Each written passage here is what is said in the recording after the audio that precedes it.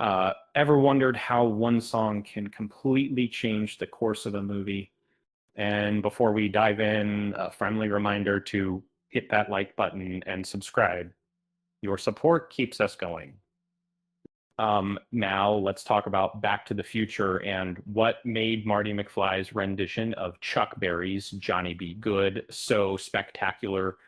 Uh, Picture this: a teenager accidentally falls into 1955, witnessing firsthand the quirks, norms, and challenges of a time long gone.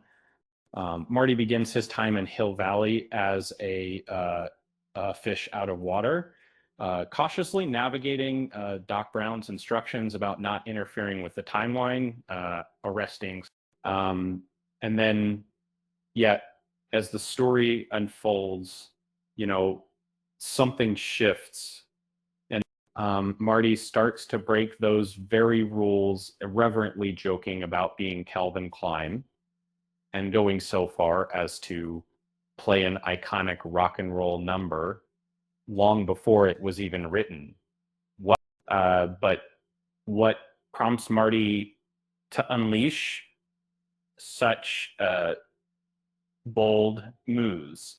Some fans suggest Marty's confidence gradually evolves as he adapts to the changes in his timeline. Um, while initially intimidated by his fading photograph and the risk of being erased from history, Marty manages to rewrite his family's destiny, securing his parents' blossoming romance and restoring reality, though not quite as it was. Uh, he doesn't just return home, he returns a changed person, someone brimming with newfound confidence. And perhaps those changes weren't just external. Marty himself might have undergone small, inexplicable transformations during the journey, becoming bolder and more self assured. But by the time Marty grabs the guitar in front of the surprised 50s crowd, it's clear he isn't the same nervous teen who first hurtled into the past. Belting out Johnny B. Good seems like an act of both spontaneity and triumph, signaling that Marty feels like he can inspire and shake up moments without hesitation. Um, you could say it's the rock and roll equivalent of declaring, hey, maybe history could use a little help from me.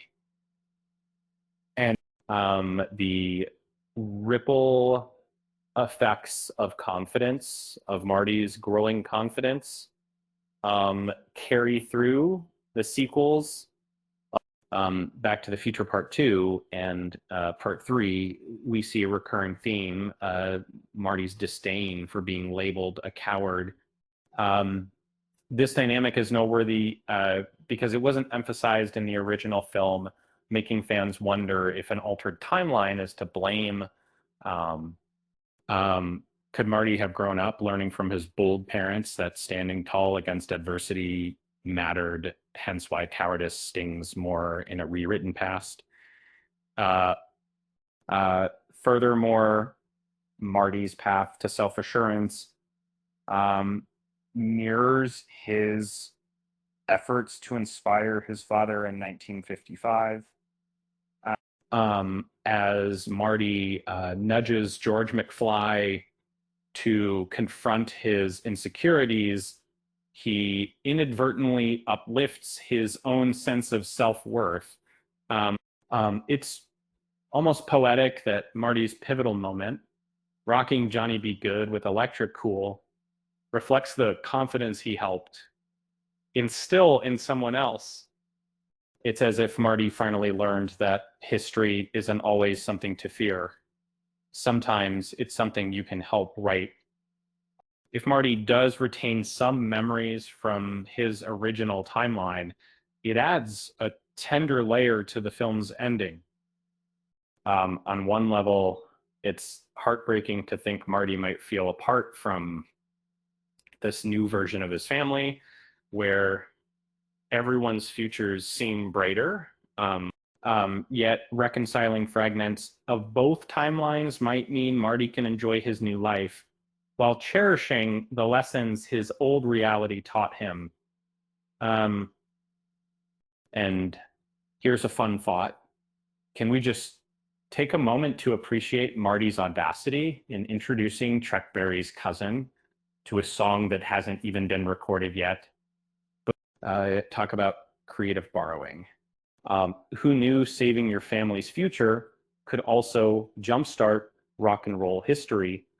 Well, that's because sound. With that said, thanks for watching, and until next time.